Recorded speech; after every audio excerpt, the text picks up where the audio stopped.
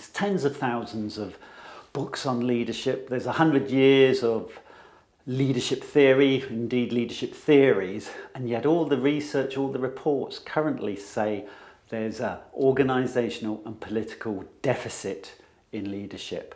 There are more poor role models than good role models of leadership. So how do we negotiate our way through this maze, understand what the key leadership theories are, and move them into good leadership practice? I mean, is leadership about you, about who you are, about your traits, about your characteristics? Or is it about your behaviours, your actions, and what you focus on? Of course, leadership isn't in isolation. You can't have leadership without having followers. So does the leader need to flex their style to account for the followers' levels of commitment, followers' levels of competence? Or is leadership contingent upon the business operating environment, the organisational culture, the complexity of the task at hand? Are you managing transactionally, or are you leading transformatively? By that I mean, are you working in the business or are you working on the business?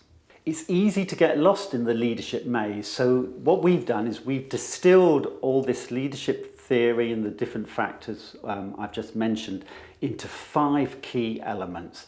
And these 5 elements, or 5 qualities, can be used and indeed need to be used at all levels within the organisation, in teams, and indeed out in the community. What are these five elements? Well, 1 is about spotting what's wrong with a situation and what needs to change and how to be a catalyst for change. 2 is about identifying the drivers of change, looking at the organisation and assessing, are we fit for purpose, and then crafting a strategy, designing a strategy for change. The 3rd is about building a vision which motivates and inspires, which gives point and purpose to people's working lives.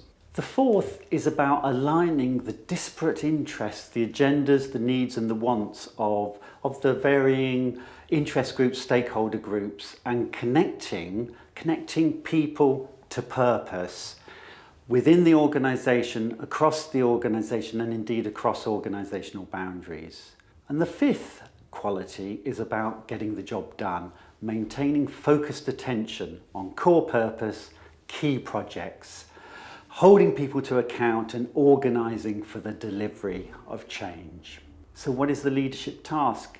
In a nutshell, it's accessing the catalyzer, the architect, the motivator, the connector, and the implementer archetypes.